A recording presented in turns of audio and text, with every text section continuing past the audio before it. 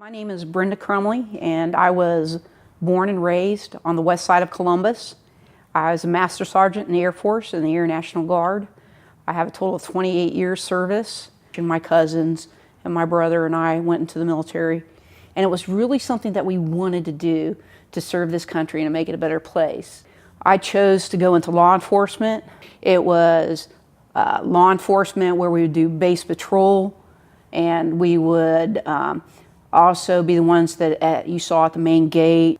I was grateful that I got to do what I always wanted to do as a child, and that was to serve and to be a police officer. It was a little hard being a female, let alone a lesbian, in the military, especially when I went through. It wasn't even don't ask, don't tell. It was don't say a word. And it was very hard because you had to sign paperwork that said that you're not gay, you don't even think about being gay. It was so hard for me because I'm just one of those really upstanding kind of people. And it was like I had to play mind games with myself to say, I'm not really, because I'd only been in one relationship, and it's like, this is not a part of me, and I'm meant to be in the military.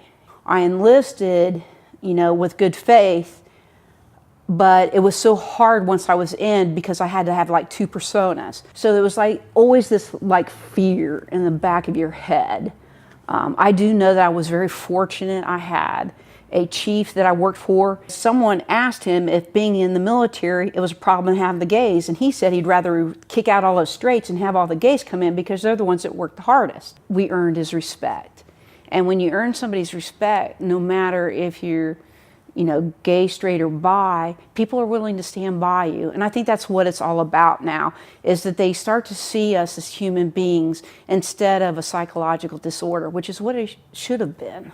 The biggest change was the way that they do treat not only women, but gays and lesbians in the military as well.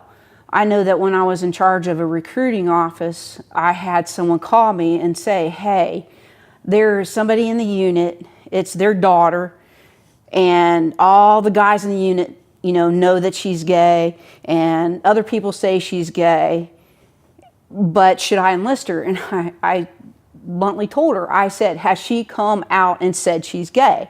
And she said, no.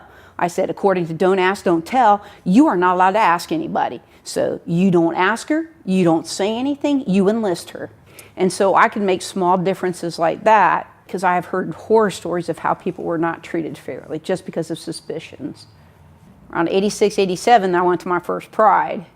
I didn't know there were that many people like me. It was in the 80s when they first organized the Dykes on Bikes. We were to be motorcycle security. I put on dark sunglasses, I put on my Akubra. I wanted to stay kind of hidden, but it was something I enjoyed doing. And I've done it every year since. I had been in the military so long, sometimes I catch myself looking over my shoulder.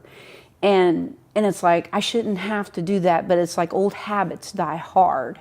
I lost some good friends because I was in the military and they didn't understand. But I think the more that they got to know me and the more that they got to know what I was about, and that sometimes you have to be part of an organization and to want to change it, you are able to make a change because you are a part of it.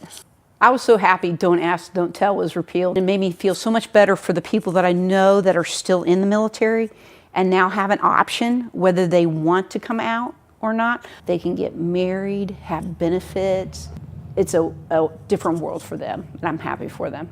I currently work with Columbus City Schools at the Columbus Gifted Academy on the south side of Columbus. We have our first trans student in the building, although that we do have a number of students who have been gay or lesbian. They need a safe space in school to be a part of the community in the school. And building community in the school is one of the greatest things that you can do to increase a child's achievement in the school, is to build that community. That's one of the things that we're trying to do, is make sure that these marginalized students that feel like they might feel a little bit too different or outside the box to come together to be able to talk and meet. I submitted a lengthy paper on the human development side regarding transgender issues and how Columbus could best be served by adopting a policy, because currently Columbus City Schools does not have a policy. Today, people are starting to see that it's people that have the motivation to do something beyond themselves. It's just something I was supposed to do. That's like with the work with kids and things I do. It's just something I'm supposed to do. I met Kristen at a New Year's Eve party. We were married November 15th of 2014. I had always promised my father that if I got married, I would elope and have a hoedown in a barn. It was one of the coolest things I ever did. And her mission in life was to make me laugh. And she did make me laugh. She's one of those people that it's okay to be me. And that's what I guess had been missing in my life. And I can't imagine not having her in my life.